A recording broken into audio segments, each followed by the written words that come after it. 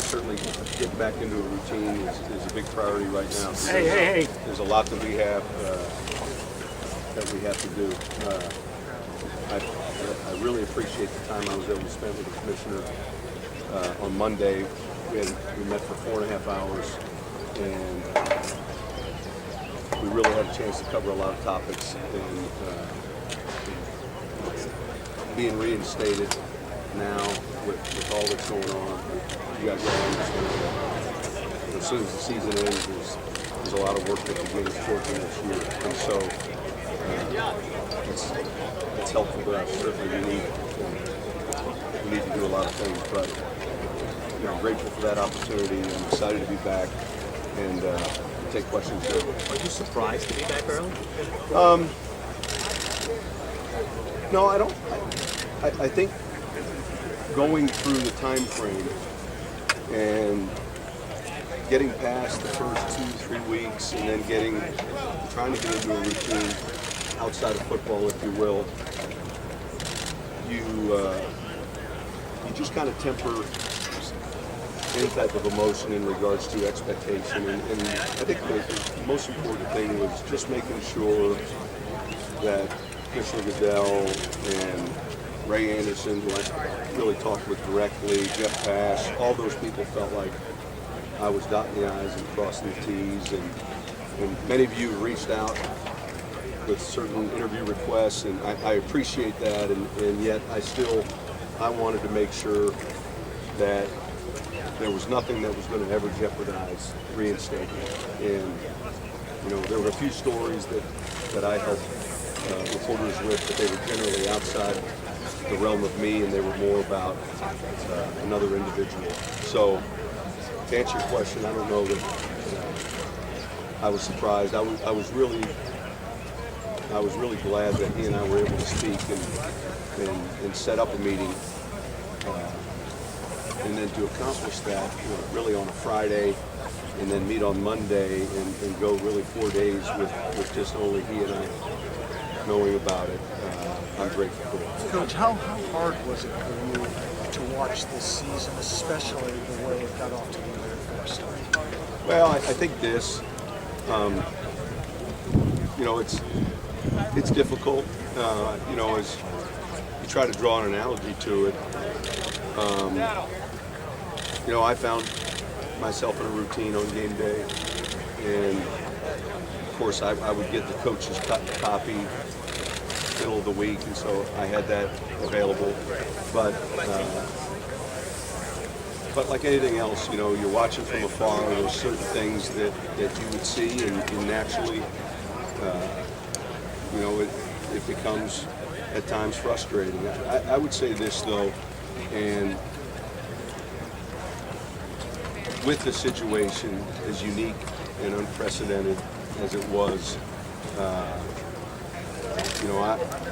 I'm thankful to the staff. I'm thankful to Aaron Cromer's contributions as he had to move into that position.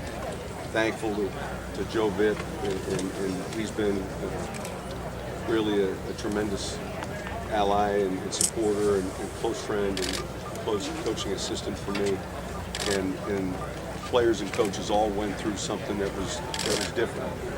So there's this mixed emotion. You understand as you watch from afar the early struggles, and people would occasionally say, hey, how do you feel? And you feel frustrated because look, the amount of time you spend together with the players and your fellow coaches is extraordinary, and they're like your family in a lot of ways, and so you want to see them do well, you want to see them have success. I think the hardest part though was not football. The hardest part was so many of these people that we're talking about, Mickey Loomis, Mr. Benson, a number of the players, you're used to talking with on a regular basis. So the more difficult part for me was not having the personal interaction, not necessarily football related, but just as you would as a friend. That was what I found to be more difficult than football. Looking back, Listen, and as Commissioner and I visited with on Monday, clearly, look, we're in the business of teaching, and we ask our players all the time, let's not repeat, let's learn from our mistakes, and there's certain things that, as you have a chance to look back on it, that I would want to do differently and want to handle differently, and the challenges of managing a staff and understanding how important that is. But I won't go into all the specifics, but absolutely. How much did you just miss the game? Quite a bit. You miss that competition, that element of what it feels like when you're winning, and when you have success, and the butterflies on Sunday mornings. But I would say this, and I just said it before, the interaction with the people, that you're closest to was what I found that I missed most. In other words, it wasn't just being away from football. It was, and all of us are the same way, I think, professionally. Our associates, people that we share a similar job or in a similar work-related type job. We have close friends in that profession, and so that part of it was maybe